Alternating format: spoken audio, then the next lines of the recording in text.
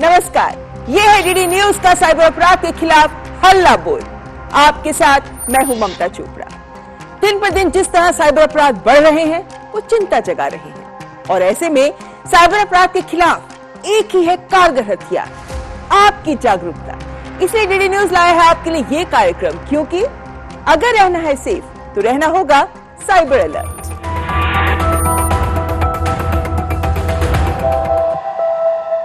Cyber अपराध हमारे जीवन पर हावी होता जा रहा है। जो लोग फंस रहे हैं उनका कोई कसूर नहीं होता, परंतु ये मासूम साधारण लोग इन साइबर अपराधियों के चंगुल में फंसकर अपनी खून पसीने की कमाई, अपना सुख चैन, अपनी जिंदगी तक गंवा रहे। एक फेक कॉल, सिर्फ एक फेक कॉल कैसे जानलेवा बन सकती है, इसका उदाहरण आगरा में सामने आया।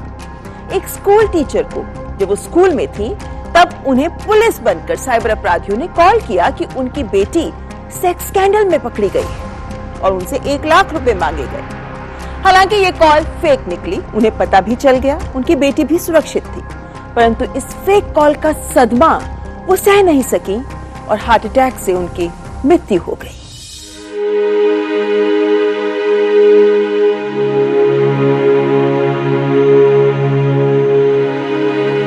मम्मी गई तो फिर सब कुछ ही गया।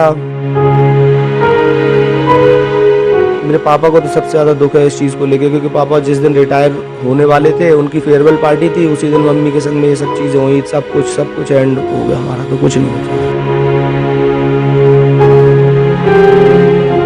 मेरी सासू बहुत अच्छी थी, एक माँ की तरह। उन्होंने जब से मेरी शादी हुई अपनी बेटी की तरह पाला, हर तरह मुझे सपोर्ट किया। अगर में कोई बात होती थी बस मेरा सपोर्ट करती थी वो सबसे ज्यादा।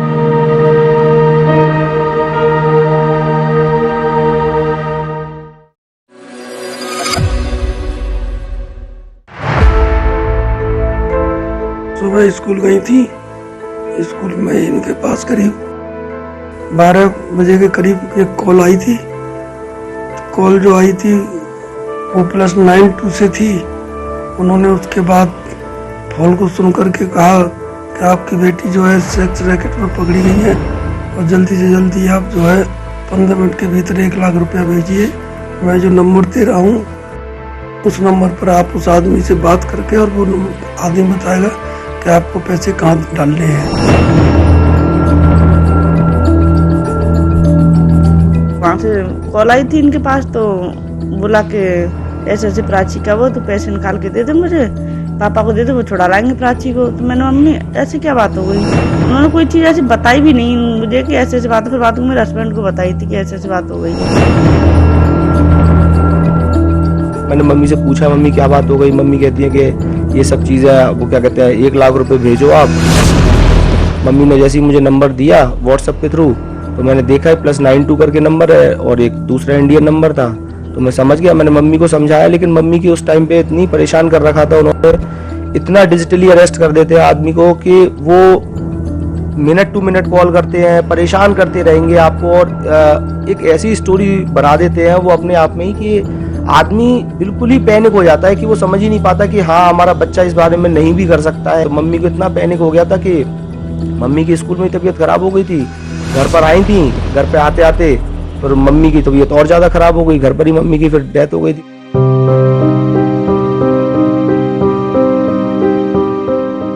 पैसे तो नहीं गए, लेकिन वो इतनी घबरा गई कि वो जो है अटैक से अपनी जान गंवा बैठी। पुलिस अपनी कार्रवाई कर रही है, उन्होंने अभी नंबर भी निकाले हुए हैं, अपनी कह रही है कि हम अपनी कार्रवाई कर रहे हैं पूरी की पूरी, और मुझे उन पर पूरा भरोसा भी है कि वो अपना काम करेंगे। आगरा में जिन महिला की डिजिटल अरेस्ट की वजह से मृत्यु हुई उसमें हमने मुकदमा पंजीकृत किया है और लगातार हम लोगों को एडवाइजरीज इशू कर रहे हैं सोशल मीडिया प्लेटफॉर्म्स के माध्यम से, नुक्कड़ नाटक के माध्यम से, और हमारी साइबर अवेयरनेस ड्राइव्स भी चल रही हैं कि कोई भी इंसान अगर आपको वीडियो कॉल या फ़ोन कॉल के माध्यम से कॉल करता है तो अननोन नंबर उठाने से पहले एक बार ये ज़रूर सोच लें कि ऐसा हो सकता है कि ये कोई आपको फ्रॉडस्टर कॉल कर रहा हो और वो आपके साथ साइबर फ्रॉड करे। किसी भी अनजान कॉल पे, चाहे वो +91 हो, चाहे +92 हो, चाहे किसी भी कोड से हो, आप ना किसी पे भी ट्रस्ट मत करो। आप ना सिर्फ सबसे पहले अपने बच्चे को फ़ोन करो, वेट करो। अगर कोई भी ऐसे आपको परेशान करता है तो उसका मतलब ये नहीं है कि अरे हमारे बच्चे ने ऐसा कर भी दिया होगा कि आपका ये पार्सल इधर पकड़ा गया है। जब हमने कुछ चीज़ को भेजा ही नहीं है तो आप अपने आप पे पहले ट्रस्ट करो। अपने कुकृत्यों से इस तरह कितनी ही जिंदगियां, कितने ही परिवार तहस नहस कर रहे हैं ये साइबर अपराधी। दुख इस बात का भी होता है कि इतने लोग इनका शिकार हो रहे हैं, जबकि मात्र जागरूक रहकर, सतर्क रहकर इनसे बचा जा सकता है। दरअसल हमारी जिंदगी से बहुत करीब से जुड़े होते हैं ये साइबर अपराधी। यानी हमारे जीवन में जब जो चल रहा होता है, इसी को केंद्र में रखकर ये भी आपको लूटने का प्लॉट रचने लगते हैं।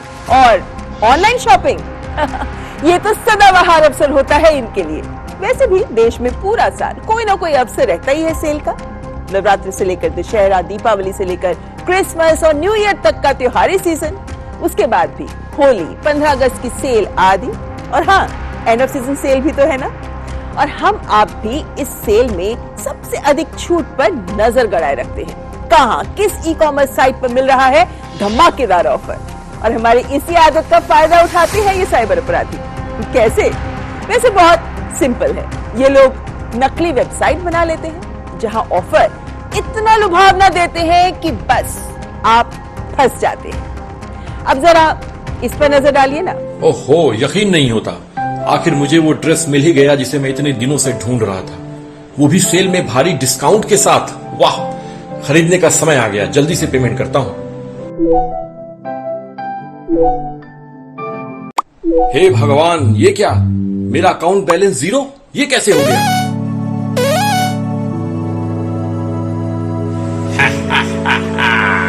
तेरा अकाउंट हैक हो गया, यू आर ट्रैप्ड। तो देखा आपने, जैसे ही आप इन फिशिंग वेबसाइट्स पर अपना कार्ड यूज करते हैं, सारे पैसे गंवा बैठते हैं। सबसे पहले तो इन बातों पर गौर करें कि क्या वेबसाइट पर महंगे सामान पर अविश्वसनीय ऑफर मिल रहा है? क्या कंपनी का पता या कस्टमर केयर का नंबर दिया हुआ है? और अगर नहीं तो खरीदारी मत करें। भुगतान के कितने तरीके दिए गए हैं? अमूमन फ्रॉडस्टर्स यूपीआई से लेन देन करते हैं और नंबर किसी कंपनी का नहीं, व्यक्ति का देते हैं। और हाँ, पेमेंट करते समय ओटीपी को, मैसेज को ध्यान से पढ़ें, और जब तक सामान डिलीवर ना हो जाए ये तमाम मैसेजेस संभाल कर रखें। और शॉपिंग ऐप को ऑफिशियल प्ले स्टोर से ही डाउनलोड किया है ना, किसी लिंक से तो नहीं किया ना। ये सब बातें आपको ध्यान में रखनी है। वैसे भी शॉपिंग ही तो है ना, आराम से करें, जरा वेबसाइट को ही चेक कर लें। मैंने आपको बताया ना कैसे। यूआरएल में HTTP नहीं, HTTPS होना चाहिए। डोमेन किसके नाम पर है? whois.com पर जाएं और चेक करें। scamadvisor.com पर आप कंपनी की विश्वसनीयता रेटिंग भी चेक कर लें, ताकि ये तो पता चले कि खरीदारी के लिए ये सुरक्षित भी है या नहीं। और रिव्यूज तो आप देखते ही होंगे ना। तो वैसे आधा काम तो वेबसाइट की स्पेलिंग देखकर ही हो जाता है। फेक ईमेल्स, फेक वेबसाइट्स पर स्पेलिंग्स गलत होते हैं, ध्यान देने पर ही ये नजर में आते हैं। और अगर आपको शॉपिंग करते हुए कोई मुश्किल आ रही है, जैसे नकली या घटिया सामान, तो क्या करना है? जहां से खरीदारी की है उसी ई-कॉमर्स कंपनी को शिकायत करें। कस्टमर केयर नंबर या फिर ईमेल पर, किसी सर्च इंजन पर नंबर ना तलाशें। वैसे नियम कहते हैं कि 48 घंटों में इन्हें शिकायत का जवाब देना होगा। वैसे आप खराब सामान मिलने पर ऑनलाइन शिकायत कंज्यूमर हेल्पलाइन पर भी कर सकते हैं, या फिर नेशनल कंज्यूमर हेल्पलाइन नंबर 1915 पर, या ई-दाखिल online consumer complaint filing portal है ये, यहाँ भी शिकायत दर्ज कर सकते हैं। वैसे कंज्यूमर पोर्टल पर शिकायत का समाधान कंपनी को 45 दिन में करना होता है। और अगर आपके साथ ठगी हो ही गई है तो डरना नहीं है, तुरंत 1930 पर कॉल करें और ऑनलाइन cybercrime.gov.in पर भी शिकायत जरूर दर्ज करें। इन लुटेरों को छोड़िए नहीं। और हाँ, फाइनेंशियल फ्रॉड हो जाए तो बैंक को जरूर बताएं। बैंकिंग पासवर्ड बदलें, डेबिट क्रेडिट कार्ड से ट्रांजैक्शन हुआ है तो कार्ड को भी ब्लॉक कराएं, यूपीआई से धोखाधड़ी हुई है तो बैंक और यूपीआई दोनों को सूचना दें।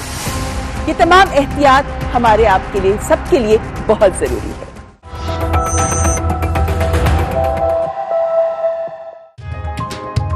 चाय की प्याली के साथ खबरों से भरी नई सुबह, देश की राजनीति, आम जन की कहानी, विदेशों की हलचल, कारोबार का गुणा भाग, खेल का मैदान, मनोरंजन और ज्ञान विज्ञान, सेहत की बात और ग्लैमर का तड़का।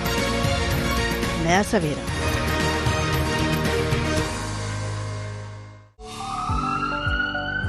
स्वास्थ्य से जुड़ी महत्वपूर्ण बात, देश के प्रख्यात विशेषज्ञों के साथ कैसे हो रोग के लक्षणों की पहचान। यदि आप हैं किसी रोग से परेशान, फोन और ईमेल के माध्यम से पूछें अपना सवाल, विशेषज्ञों से मिलेगा सही समाधान।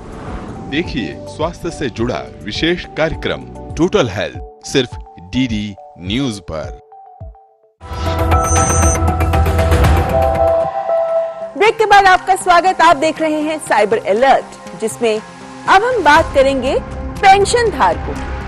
हर साल नवंबर तक पेंशन धारकों को अपना जीवन प्रमाण पत्र यानी लाइफ सर्टिफिकेट देना होता है, और अब तो ये सुविधा ऑनलाइन भी उपलब्ध है।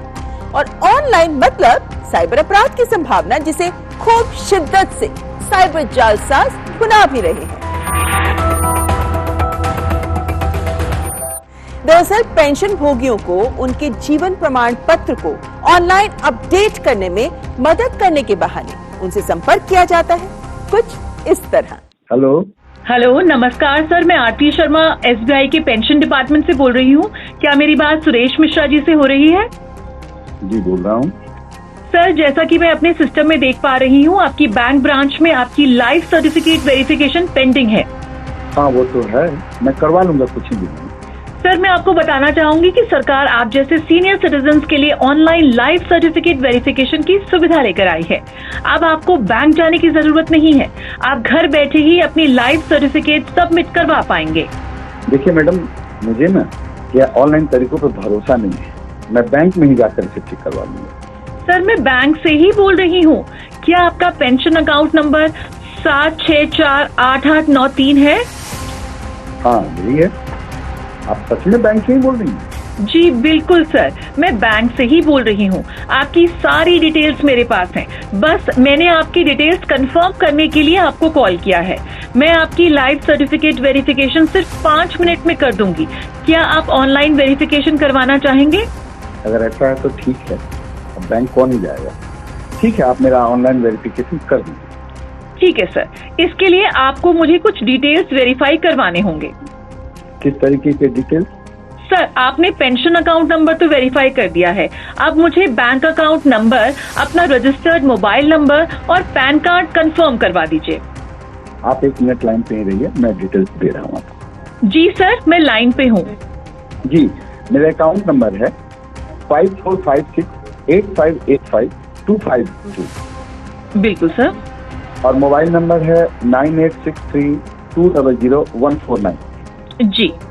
और पैन कार्ड नंबर है BBKUJ0020D। धन्यवाद सर, अपनी डिटेल्स कंफर्म करवाने के लिए। आपका online life certificate verification successful हो चुका है। बस एक लास्ट स्टेप बचा है। आपके नंबर पर एक OTP आया होगा, वो मुझे बता दें।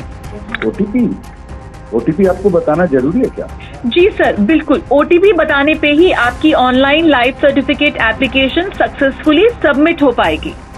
ठीक है, मेरा OTP नंबर आया है जो 698574।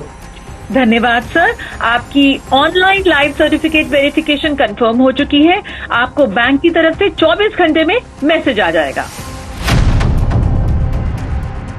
अरे मेरे अकाउंट से 2 लाख रुपए कैसे निकल गए? और इसमें एक और पैंतरा अपनाया जा रहा है। व्हाट्सएप पर पेंशनर्स को सेंट्रल पेंशन अकाउंट ऑफिस की ओर से ये कहकर नकली फॉर्म भेजा जा रहा है कि यदि नहीं भरकर दिया तो पेंशन रोक दी जाए।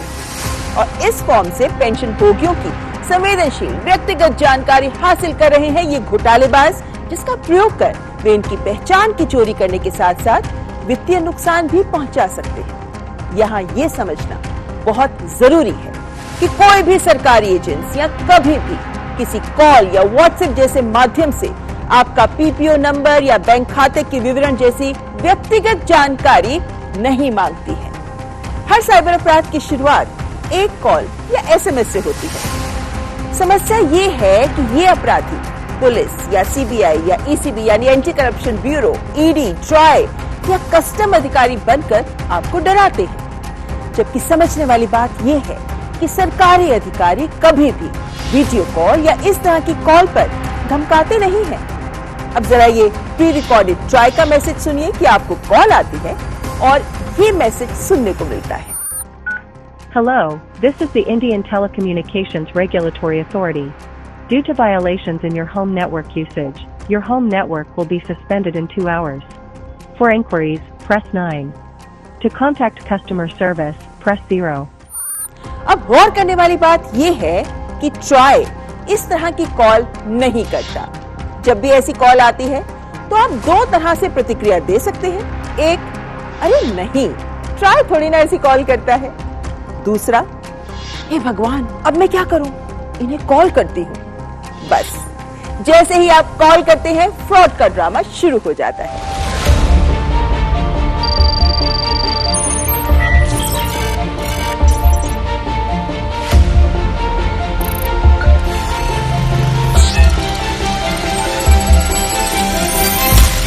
जितने भी फेक ऐप्स हैं या फेक यूआरएल्स हैं या फेक वेबसाइट्स हैं, ज़्यादातर जो क्राइम्स आ रहे हैं, फाइनेंशियल फ्रॉड्स, बहुत ज़्यादा क्राइम इनके कारण जो इनका आउटकम है वो है जैसे कोई डमी वेबसाइट हो गई या कोई वेबसाइट देख रहे हैं जो आपको लगा फ्रॉड है, बट उसके ऊपर आप फंसते तब हैं, कोई ऐसी एडवर्टाइजमेंट आई जो आपने क्लिक किया और फॉलो किया उसको। वो एडवर्टाइजमेंट का एक ही उद्देश्य है कि आपका पैसा साइफन ऑफ करना, आपका पैसा ले जाना। तो जो रेगुलेटरी बॉडीज़ हैं अलग अलग डोमेन की, तो चाहे वो आरबीआई हैं, चाहे वो सेबी हैं, वो अपने अपने स्तर पर आइडेंटिफाई करती हैं ऐप्स, हमें भी रिपोर्ट करते हैं, वो खुद भी उसको फॉलो अप करके they try to get it removed. तो ये सब रेगुलरली चलता है। पर बात यह है कि ये समंदर इतना बड़ा है और इतना गहरा होता जा रहा है कि इसमें सिटीज़न के लिए प्रिवेंशन की वो जो टिप्स हैं वो हर सिटीज़न तक पहुंचना बहुत ज़रूरी है, ताकि वो जो फिशिंग जिसे हम कहते हैं कि वो ना फंसे इसके तहत। माना ये अपराधी पूरे सेटअप के साथ कॉल करते हैं, जो कागजात दिखाते हैं वो बिल्कुल असली दिखते हैं, कोई भी इनके झांसे में आ सकता है। पर फिर भी ऐसी कोई भी कॉल आने पर आप एक काम जरूर करें, डरे नहीं, उनसे सवाल करें, पूछें किस थाने से बोल रहे हैं, कौन है इंचार्ज, ये भी कहें कि आप खुद उनके ऑफिस में आकर बात करेंगे। और अधिकतर मामलों में आप पाएंगे कि अपराधी खुद ही कॉल काट देंगे। यानी याद रखें ये मंत्र, डरे तो फंसे, डटे तो हंसे। देखिए सर, आपका बेटा और आपके बेटे के 3 फ्रेंड लड़कों ने मिलके ना एक लड़की का किया है। मामला सीरियस है, लड़की हॉस्पिटल में है, लड़की का डेथ होने वाला है, आपका बेटा इस समय अरेस्ट हो चुका है। अच्छा, कौन से शहर में? सर देखिए सर, मैं मुंबई पुलिस लाइन से बात कर रहा हूँ। आयुष कौन है? हाँ बोलिए ना, है मेरा बेटा, बताएं। सर आपका बेटा है, आपका बेटा सर इन टाइम कहाँ पर है, किधर भेजा था आपने? अभी तो बाहर है, बताएं। आपका बेटा बोल रहा है कि मेरे फ्रेंड लड़कों ने मुझे फंसवाया है, ये मेरे फादर का नंबर है, मेरे फादर को कॉल करें, इसीलिए सर आपको कॉल कर रहे हैं। अभी तक इसके ऊपर हमने कोई भी FIR नहीं दिया है, तो अभी सर इसका क्या करना है? इसको चलती कॉल में क्लियर करवा रहे हैं या इसके ऊपर FIR देके इसको मीडिया पे दे दे? देखिए सर, इसके ऊपर अगर FIR हो गया तो आपका बेटा किसी काम के, किसी जॉब के लायक नहीं रहेगा, आपके बेटे का करियर खराब हो जाएगा। तो अभी सर आप कुछ सेवा कर सकते हैं तो आपके लड़के को यहाँ से छोड़ देते हैं। क्या चाह रहे हैं आप? देखिए सर, हम 4 ऑफिसर हैं, 3 मेरे कांस्टेबल हैं जो मेरे साथ इस केस में काम कर रहे हैं। तो आपको सर मैं एक जो है ना कांस्टेबल का फोन पे, गूगल पे नंबर दे रहा हूँ, इसके ऊपर हमें चाय पानी, खर्चा पानी भिजवा दें। आपके बच्चे को मैं यहाँ पे क्लियर करके छुड़वा देता हूँ। पांडे, इस लड़के को इधर लेके आओ, आयुष को। ये आयुष नाम का लड़का जो साइड पे रखा है ना, इसको इधर लेके आओ। देखिए सर, अभी जो है ना आपके लड़के को बुलवा रहा हूँ, उनसे बात करें। काफी ज्यादा आपका बेटा यहाँ पे रो रहा है, इधर आओ, ये बात करो। क्या हो गया बेटा? इसको साइड पे कर दो। आप कौन से थाने के हो? आप अभी क्या करेंगे मुझे ये बताओ। नहीं मुझे बताओ तो सही ना, तो मेरे को वैसे भी तो गाड़ी में डालोगे तो मैं यार, दो इसके ऊपर तो मैं यार, दो इस क्या बोल रहे हो? आप छुड़वाना ही नहीं चाह रहे आपके बेटे की। अच्छा क्या करना है छुड़वाने के लिए वो बताओ। अरे आपको बोल रहा हूँ ना, खर्चा पानी चाय पानी लगा दे, क्यों अपने बेटे का कैरियर खराब कर रहे हो सर आप? क्या भेजना है आपको? मैं फोन पे नंबर दे रहा हूँ, अपना गूगल पे फोन पे ऑन करें। नहीं आप वो तो बताएं कितना भेजना है। आपने 40,000 देना है। चलिए अब फर्जी अदालती नोटिस की बात करते हैं। बहुत से लोगों को इस तरह के फर्जी नोटिस वाली ईमेल्स भी मिल रही हैं कि आप गुप्त रूप से बाल यौन शोषण संबंधित वेबसाइट्स देख रहे हैं। साथ ही में जालसाजों ने उस व्यक्ति को cyber cell India, central bureau of India यानी CBI, Indian cyber unit, national crime records bureau यानी एनसीआरबी, इंटेलिजेंस ब्यूरो के हस्ताक्षर, टिकट और लोगो वाला दस्तावेज भी भेजा जिसमें फर्जी अदालती आदेश लगा हुआ था। यहाँ सावधान होना जरूरी है। अदालतें या लॉ एनफोर्समेंट एजेंसीज ईमेल पर नोटिस नहीं भेजती। दरअसल कोई भी सरकारी एजेंसी या अधिकारी धमकी भरी कॉल्स नहीं करता, आपसे पैसे भेजने के लिए भी नहीं कहता और इस तरह के ईमेल्स पर कोई नोटिस भी नहीं भेजता। और अगर आपको संदेह होता है, जो होना चाहिए, तो पुलिस से संपर्क करें या 1930 पर कॉल करें। और हाँ, जब आपको फेक कॉल आती है तो आप क्या करते हैं? इग्नोर, है ना? लेकिन ये अपराधी दोबारा आपको ही नहीं किसी को भी ऐसी कॉल्स करके फंसा ना पाए, इसके लिए आपको एक काम तो करना ही चाहिए। क्या? आप ब्राउजर पर जाएं, टाइप करें चक्षु, सबसे ऊपर ऑप्शन आएगा संचार साथी पोर्टल का report suspected fraud communications. Scroll down करें और क्लिक करें कंटिन्यू रिपोर्टिंग पर। इससे एक पेज खुलेगा जिसमें सारी जानकारी भर दें कि फेक मैसेज या कॉल किस बारे में था, तारीख आदि, किस नंबर से आई थी कॉल, ये सब जानकारी भरकर ओटीपी वेरीफाई कर आप सबमिट कर दें। आपकी इस शिकायत पर टेलीकॉम रेगुलेटर चेक करेगा और अगर इस नंबर से कोई इलीगल एक्टिविटी हो रही है तो उसे डिसेबल कर देगा। तो इन फेक कॉल्स को इग्नोर ना करें, ऑनलाइन ही सरकार के संचार साथी पोर्टल चक्षु पर शिकायत जरूर करें। साइबर अपराध के क्षेत्र में कौन सी खबरें बटोर रही हैं सुर्खियां? आइए देखते हैं न्यूज लेंस। ऑनलाइन अपराधों के खिलाफ भारतीयों को जागरूक करने के लिए मेटा ने इलेक्ट्रॉनिक्स और सूचना प्रौद्योगिकी मंत्रालय, भारतीय साइबर अपराध समन्वय केंद्र और सूचना और प्रसारण मंत्रालय के सहयोग से शुरू किया साइबर सुरक्षा अभियान स्कैम से बचो। नोएडा के सेक्टर 44 में साइबर अपराधियों ने विदेश भेजे जा रहे पार्सल में ड्रग समेत अन्य आपत्तिजनक सामान होने का भय दिखाकर युवती को 20 घंटे तक डिजिटल अरेस्ट रखा और ठगे 11.5 लाख रुपए। उत्तर प्रदेश के प्रयागराज में एक युवक ने हेयर ट्रिमर के लिए ऑनलाइन ऑर्डर किया, चुकाई रकम वापस पाने के लिए कस्टमर केयर पर किया फोन, फंसा साइबर अपराधियों के चंगुल में, खाते से उड़ाए 1,91,000 रुपए। लखनऊ के कृष्णानगर थाना क्षेत्र में एक बुजुर्ग महिला के पेंशन खाते से साइबर जालसाजों ने 1 महीने के भीतर यूपीआई के माध्यम से निकाल लिए 1,60,000 रुपए। उत्तर प्रदेश के मुरादाबाद में एक सेवानिवृत्त कर्मचारी से अपराधियों ने बैंक कर्मचारी बन पेंशन के लिए जीवन प्रमाण पत्र ऑनलाइन अपडेट करने के बहाने 30,000 रुपए ठग लिए। सेवानिवृत्त दरोगा से साइबर अपराधियों ने ट्रेजरी दफ्तर का सीईओ बताते हुए खाते, डेबिट कार्ड और अन्य जानकारी लेकर उड़ा लिए 15,87,000 रुपए। ये कार्यक्रम है आपके लिए, तो जुड़िए हमारे साथ। आपके फीडबैक हमें जरूर भेजें। कोई नया साइबर फ्रॉड अगर आपके संज्ञान में आया है तो भी हमें जरूर बताएं, क्योंकि साइबर अपराधी अपने तरीके बदलते रहते हैं। आइए मिलकर साइबर अपराध के खिलाफ खड़े हों हम सब। हमारी ईमेल आईडी याद है ना, cyberalert.ddnews@gmail.com। और हाँ, सोशल मीडिया पर भी आप #cyberalert_with_DD News के साथ जुड़ सकते हैं। प्रतिदिन हजारों लोगों के साथ ये साइबर फ्रॉड हो रहे हैं। अगला नंबर आपका हो सकता है। इसीलिए अगर रहना चाहते हैं सेफ, तो रहना होगा साइबर अलर्ट।